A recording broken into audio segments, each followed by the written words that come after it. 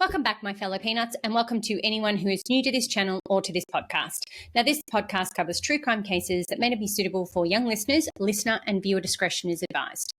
It's always really interesting to me when I find a serial killer that I haven't heard of or that I've got absolutely no clue of, which is kind of why I started this podcast in the first place, because let's be honest, I wanted to see if there was a serial killer in every single state in the United States. And so far, it has not let me down. Now, the fact that I don't know that this serial killer existed is also very concerning, because I've watched serial killer documentaries up the wazoo.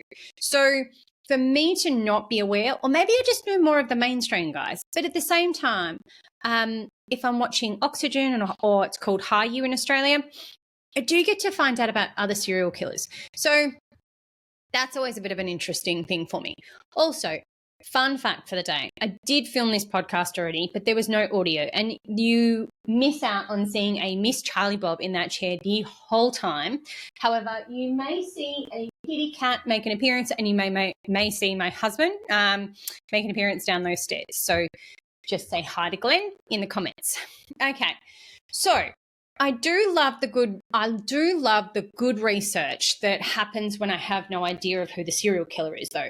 So I hope you guys have been really well. I had a birthday. I got spoiled rotten. In the background today, you can see my Snow White candle. Now, this scented candle is actually apple crumble. And for anyone who doesn't know anything about me, I'm not a huge desserts fan. However, you give me apple crumble and ice cream and I am your girl. That is not to say, though, that I do not appreciate lollies, but I'm a little bit more of a savoury queen. So you can give me a cheese platter with some cabana and I'm pretty much sold as well. I wouldn't say I'm not very interesting. I love my snacks. My husband will tell you 1,000 times that I love my snacks. Also in my background today, I've got a little notepad that's a Snoopy notepad. That is from my best friend Claire. So thank you, Claire, for my birthday presents. There are more, but they will all be featured at some point throughout the podcasts. Now, our today's state is going to be Nebraska. Now, I've never been there, but I do love to travel to new places, so this one might need to go on the bucket list. However, this serial killer has not sold me on why I should travel there. Our serial killer today is John Joubert. The name's sounding very exotic for someone who actually had the nickname the Woodford Slasher. He is an absolute doozy of a human. Doozy, guys. He's definitely not someone you'd like to meet. There is some seriously disturbing information in this particular podcast. We're going to be talking about the murders of children, guys. So I want everyone to be aware of this before they start this podcast.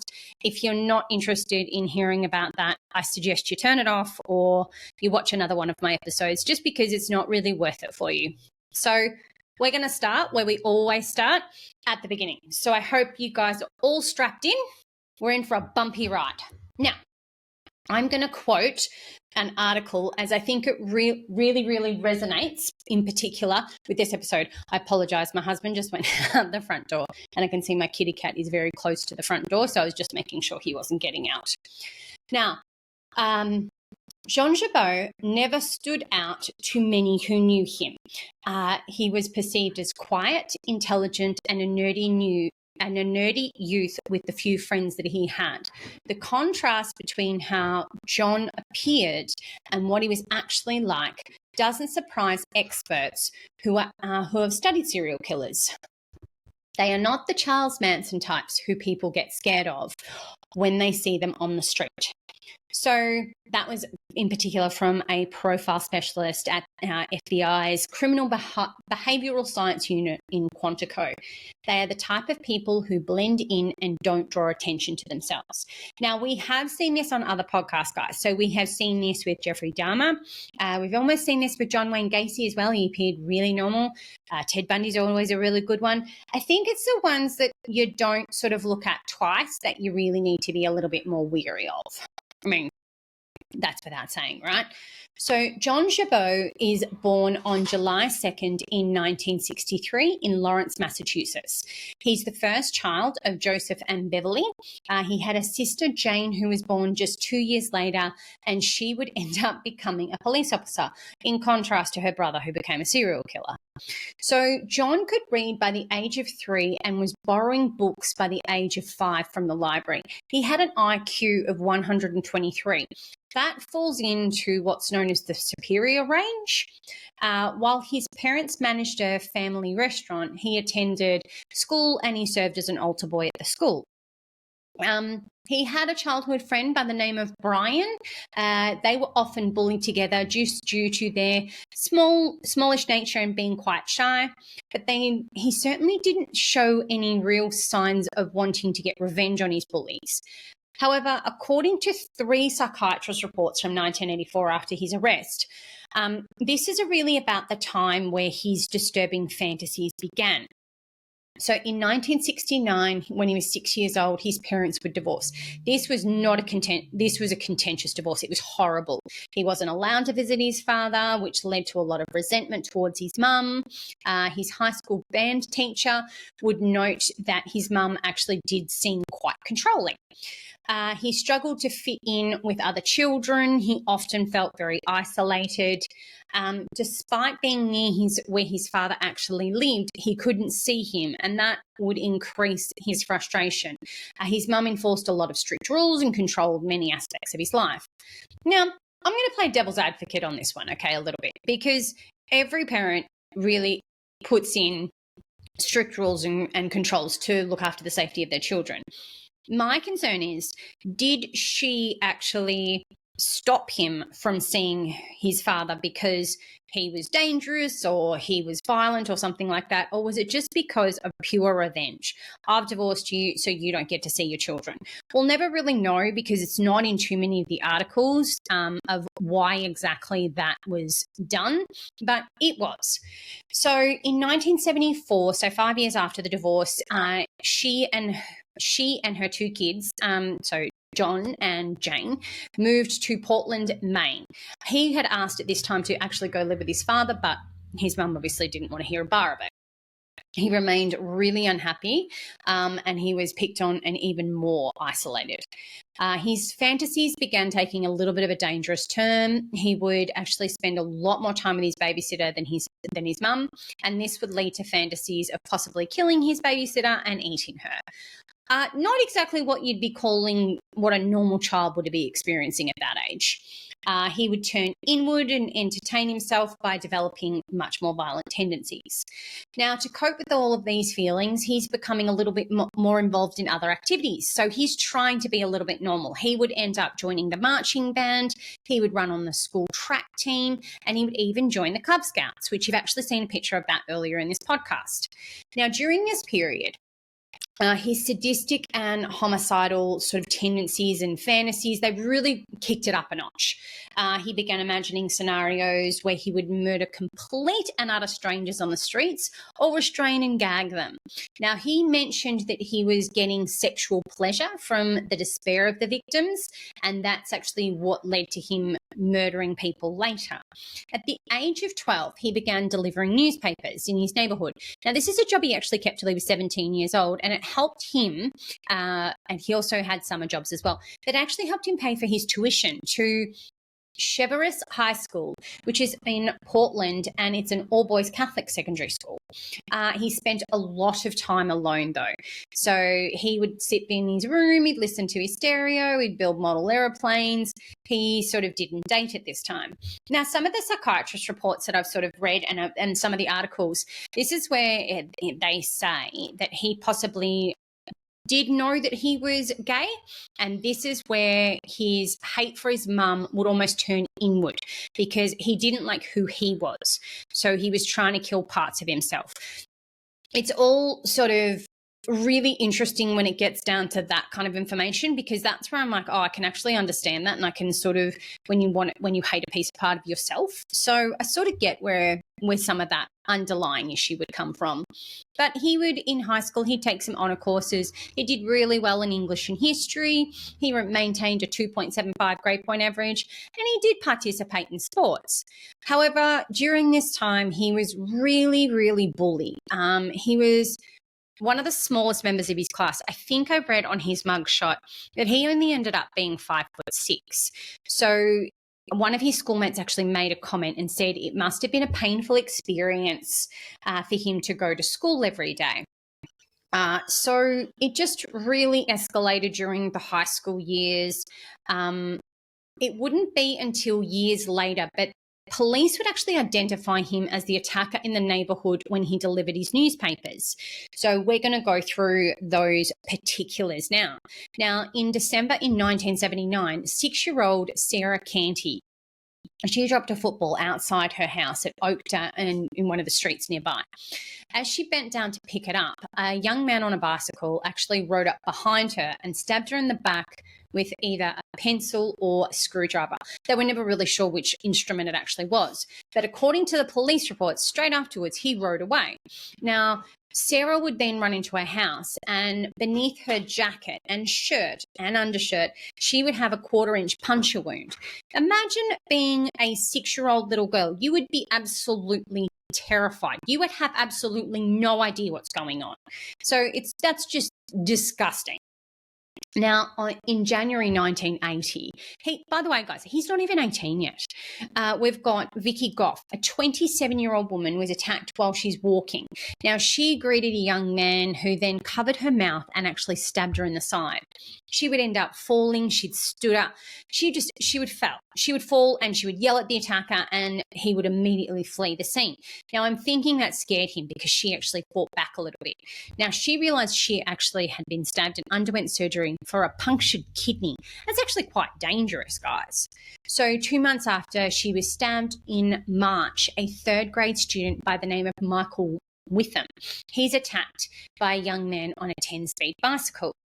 The attacker would actually slash Michael's throat with an X-Acto knife. It would cause a 2-inch wound that required 12 stitches. Now, these incidences have really shocked this very quiet neighbourhood. It would prompt a lot of the schools and the officials at the schools to say that no one was to walk home alone, especially students. So use the buddy system as much as you can. And a parents group would even consider offering up a reward to get this. Now, Vicky, she'd actually recently moved to the area before she got stabbed. 4 months after the attack, she moved away. Now imagine this. As soon as John graduates and moves away, the attacks in the area suddenly stop. Now, this is next level, guys. You are not even 18 years old, so you're a child in the eyes of the law, and you have attacked 3 people. Now, there's no real victimology here because there is a 6-year-old girl, there's a 27-year-old woman, and there's a little boy. So I don't know if he was just at the time attacking people who reminded him of himself. Maybe the woman reminded him of his mum. Not really sure. But it was all very confusing for me because he's a little bit all over the shop on his victims. So getting back to our timeline, he would graduate in 1981. Now, in the fall, he would attend Norwich University, a small military college. He would end up studying engineering, but he didn't do very well at school. But he did appear to make friends for the first time. He would also say that he experimented with alcohol and marijuana at this time, but he would tell psychiatrists that he actually really didn't like the way that it made him feel. So he decided he wouldn't probably use that. Enjoying his little bit of his newfound freedom, he completed only 10 credits though. So he couldn't find work in the summer of 1982. He would enlist in the Air Force. Now, this was a month though after Richard Stetson's body was found near one of the bridges. Now, at the tender age of 19, John would commit his first murder. Now, unfortunately today, guys, given the age of the victims, I haven't been able to find too much on them. And to be fair, I wouldn't want to dredge that up for their family or their friends. So in August of 1982, there's an 11-year-old boy by the name of Richard Ricky Stetson. He went jogging a 3.5 mile in the Back Cove Trail in Portland. I've got that in the background so you can sort of imagine what was going on. Now, when he hadn't returned home by dark, his parents would call the police. The next day, unfortunately, a motorist would discover his body just by the side of the Interstate 295. The attacker had attempted to undress him, then stabbed and strangled and bit him. Now, get this, guys. Prosecutors would drop murder charges against Joseph Anderson in the Stetson case because his teeth didn't match that bite mark. Now, unfortunately, John had already left Maine at this stage and he joined the Air Force and he was stationed at Woodford Air Force in Nebraska. There, he's becoming obsessed with images of women in the True Detective magazine. I had to have a look at that magazine, by the way. Kind of interesting, but a little bit peculiar. I might put some photos in for the podcast. Now, he would end up setting an alarm around 6:30, and this is where he would sort of contemplate whether he wanted to seek out another victim. Most of the mornings, though, he would end up going back to sleep. Thankfully for potential victims. No additional leads would actually come about until January 1984 and the death of Ricky, and that was after John was arrested. So at some point in 1983, he's transferred to Nebraska. This is where he would obviously be initially caught, and he would unfortunately kill two very innocent boys. It's always going to surprise me, and I do have to be honest here, guys, it is always going to surprise me how many serial killers have joined the armed forces. We have talked about it. I reckon on every third podcast there has been like some mention of some serial killer being in the armed forces. I do apologize if this is a little dark. It is getting, we've got daylight saving, and daylight savings ended where I live. So hopefully it will just create it as mood atmosphere. So on the morning of September 18th in 1983 in Bellevue, Nebraska, a 13-year-old boy by the name of Danny Joe Eberle was delivering newspapers when he went missing. Now, his parents became worried when he hadn't returned home, and the actual route supervisor informed that he hadn't actually finished his deliveries. Despite calling around and searching, no one had actually seen him, but his brother had mentioned that he'd been followed recently by a man in a tan car. At this stage, it's really unclear if that is even related. The events of that morning would end up shocking this small town. It would reveal a killer that could strike unnoticed in broad daylight. That's really brazen, guys. There aren't many serial killers that are confident enough to act out during daylight. Now, Danny, who liked going barefoot out when he went out, he picked up and rolled his newspapers at a convenience store before he would start out on his daily route. Now, he made only 3 stops that particular morning, and when he was found to be missing, his bike and undelivered newspapers were discovered at his 4th stop. Now, that would indicate a distraction or abduction, but there were no signs of a struggle. So obviously, Danny, to a certain degree, trusted this person. Now, his family alerted the police almost straight away, who began a manhunt straight away in the area, but found nothing along his route or any other locations. The search would continue from buildings to buildings and houses to houses, yet no one could seem to find him. He had simply vanished. Now, despite involving about 130 people, no clues are found, and the search was unfortunately stopped at nightfall. The police conducted an extensive search, though. They covered large areas of town, the surrounding fields, and for the next 2 days, they didn't find anything. Now, it was on the 3rd day that a searcher would find his body off a gravel road. Now, it's about 4 miles from where his bike was left. He's found in his underwear. He's been stripped, killed, and stabbed 9 times. His ankles were bound with rope. Now, evidence suggested that he'd been tortured before he died. Now, impressions from pebbles on his body signified that he had been moved from his one location to another. Now, it's just shocking to me that poor little boy experienced this. Investigators, they document the scene. They would search for evidence. They'd look through Danny's clothing. They're all aiming to find who did this to this boy. Now, due to a child's involvement and a recent federal jurisdiction changes, this was done by Ronald Reagan, Local police had to call in the Omaha FBI office. Now, Special Agent John Evans was sent out and referred the case to the Behavioural Science Unit. Now, my favourite special agent, Robert Ressler, he recalled a very similar case in Des Moines. But he travelled to Nebraska suspecting there was a possible link. Bellevue, which is heavily reliant on the Air Force Base, it's a really close-knit community. His father, Danny Joe's father, was even served in the Air Force. Robert Ressler, he wanted to be involved really early on in the investigation. He wanted to identify those crucial details as soon as possible. So as soon as he arrived in Omaha, he examined the site where Danny Joe's body was found for any specific clues. The investigation, it pursued several leads, including the arrest of a young man who'd molested 2 boys the week after that crime. Despite him failing a polygraph test and providing a false alibi, he didn't match the FBI's profile, and he was released due to insufficient evidence. Other known pedophiles that were in the area, they were investigated, but it didn't lead to anywhere. And unfortunately, the case went cold just due to the lack of evidence. But on December 2nd of the same year, 2.5 months after Danny's murder, there would be a 12-year-old boy by the name of Christopher Walden, and he'd vanished while walking to school. And he's about 3 miles from where Danny's body's been found. Now, witnesses actually saw him get into a tan sedan with a white male. Initially, the FBI found no link between this case and a missing newsboy from Des Moines, but similarities certainly did suggest it was the same killer. 2 female witnesses who, under hypnosis, would actually describe the suspect as short, thin, young, with and recalling a woolen cap. I've got that police sketch up in the background, guys. It does look. He's short. He certainly is thin. So some of the things definitely, I would say, align. But one witness provided 7 digits of the license plate, which led detectives to look over thousands of cars. However, both women got several key details wrong under hypnosis. So 2 days after Christopher has gone missing, 2 hunters would actually find his body in the woods. That was 5 miles from town.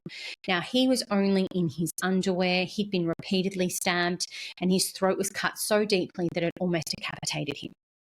A strange mark was carved into his torso, and it's described as a star pattern resembling a plant. I've got it up in the background for you guys. It is a little bit grotesque, so if you're not into that kind of crime scene photos, just look away. It's, you don't need to look at it. Evidence suggested he was aware of what was happening and he bled to death from his stab wounds. Now, it did appear that the killer was escalating in his violence, but there was only 2 sets of footprints which indicated it was only one offender, and there was no sexual assault. So Robert Ressler again received a call from John about this case. Now, he compared both of the crimes, and the boy's similar height and build likely attracted the killer or the offender. He revised his profile. He suggested that the killer was probably in his 20s, not very large, and possibly involved in mechanical work. Both boys were abducted, taken in a vehicle, forced to strip, but not sexually assaulted. Robert Ressler actually saw this as the killer's anger within himself and a denial of his homosexuality. So similar to what I sort of said earlier in my podcast. Now, guys, I will be very, very clear. You can see in the background at the moment those 2 boys. Those 2 boys really did look very, very similar. Now, it was this next incident that would actually lead to John's arrest. On January 11th in 1984, a preschool teacher, she noticed a young man driving around suspiciously. She would note down his license plate number because she was just in the back of her mind, she's like, something's not right. And this man seemed to match the description of those boys that had gone missing that looked like. Now, he tried to force her into the vehicle. She managed to get away. She ran away. She's able to call the police. Now, the car, she would give the license plate number. Now, that car was traced to a dealership and was rented to John Joubert. Now, a 20-year-old from the Air Force Base. 2 digits, though, from that plate matched those that reported from those false witnesses, which was really strange. Now, his arrest would lead to a search warrant in his quarters at the Air Force Base. They found rope matching matching the rope that had been used on Danny, and a large hunting knife and detective magazines with a story about the newsboys' murders. So he had articles about the boys that he'd murdered. Though DNA analysis wasn't available yet, the unique rope composition was almost exactly like identifying a fingerprint. It was very, very uncommon. So he's arrested and he's charged with the murder of Danny Joe. The FBI indicated that the rope used in the murder was likely used for the military in Asia, a fact that would end up becoming crucial. We're going to get to that in like 3 seconds. Investigators would show John the rare rope they found in his room and his car. Now, this is where he admitted that he'd got it from a scoutmaster who'd brought it back from Korea. See, military and in Korea. So Lieutenant Jim Sanderson at the Sarpy County Sheriff's Office would end up approaching John, and he would discuss his good side and his bad side. And this would actually lead to John confessing to killing both of the boys and expressing relief that he had been stopped. So the FBI confirmed that the rope in his possession was actually identical to the rope that had been bound to Danny Joe, and a hair from his car matched Danny's hair sample. He was charged with 2 counts of murder on January 12th, and after initially pleading not guilty, he ended up pleading guilty to both counts 7 months later in July. Psychiatric assessments described John as obsessive-compulsive, sadistic, and suffering from a schizoid personality disorder with unusual beliefs, but not psychotic. So it acknowledged that his actions were wrong and controlled his behaviour, making mental illness an invalid defence. Now, the reason is because he knew that his actions were wrong and he was aware of right and wrong. Now, John would end up being sentenced by a judge to execution for the brutality of his crimes. Nebraska believes in the death penalty. So this case led to Portland, Maine authorities to re-examine an unsolved case which would shed more light into his criminal history. So bite mark comparisons would actually confirm that John was responsible for the murder of Ricky Stetson. Now, in addition to these murders in Nebraska, so Ressler and also the Maine investigators believed that he joined the military to escape Maine after murdering Ricky. Further investigations in Maine, though, uncovered those additional crimes in relating to the pencil stabbing of that little girl and the murder of Ricky Stinson, but it was also identified about that 9-year-old boy and the female Vicky Goff that had been stabbed. So at least there was some closure for some of those victims, and that it was available for them to actually have some closure for them. So after the trial, though, he's sentenced to life imprisonment in Maine in 1990 for the murder of Ricky. That would be because those bite marks linked him. Now, the funny part about this is he was then shipped back straight to Nebraska because Nebraska had the death penalty on him, or had the execution, and Maine did not. So they shipped him back straight away. So in 1995, he filed a writ of habeas corpus challenging death sentences, arguing that the aggravating factor of exceptional depravity was unconstitutionally vague. Now, they came back, so the district court agreed, but the decision was actually overturned by the United States Court of Appeals for the Eighth Circuit, which cited his sadistic behaviour. Now, I do want to get into this because I did actually read into it a little bit. So, at the time, apparently Nebraska was vague for a reason, because they were still coming up what was exceptional depravity. So they hadn't had it put into their constitution of exactly what it was, but there was certainly a line of what it meant, and sadistic behaviour was included in it. So that's, I think, the reason why it was overturned. I will put in a link, if you like, into the description of where that his whole entire appeal is, because it was actually quite interesting to read. He was executed on July 17th in 1996 in the electric chair. That would make him the second person to be executed in the state since its reinstatement in 1973. But before his execution, he did apologise for his crimes and he asked for forgiveness. But during his execution, he would develop a 4-inch blister on his head, which would raise concerns about the electric chair's cruelty. I have a little bit to say about the death penalty. We don't have it here in Australia, but something that has never really sat well with me is the last person that was hung in Melbourne, which is where I live, he was actually not guilty. So whilst I fundamentally agree with the death penalty, I think the cases need to be examined for what they are. I think if you have killed a child, absolutely. I will strap you into that chair myself. I will strap you into a gas chamber. I will strap you down and put a needle into you. I am sorry. Everything in me, really, when it comes to kids, no, you do not deserve any ounce of my empathy, my sympathy, my nothing. You will not get it. If you have anything to do with raping and even pedophile behaviour, absolutely. I will strap you down myself as well. Unfortunately, that doesn't constitute a death penalty or anything like that. I think it should, personally. And I think that to a certain degree, we need to examine the crime and we need to examine whether they're actually guilty, because I think there's a lot of people on death row that are not exactly guilty. And I think it needs to be really fundamentally looked at. But that's me going on a tangent. I probably could do an episode on my beliefs when it comes to the death penalty as well. Now, thank you all so much for watching this week's episode. If you like this podcast, hit that subscribe button, like the videos, go back and watch all the videos if you want. I would love for you to guys give me any comments and feedbacks. Can't wait to do next time's episode. It's a bit exciting. So I hope you all have a fabulous weekend, my fellow peanuts. Enjoy. I'll speak to you soon.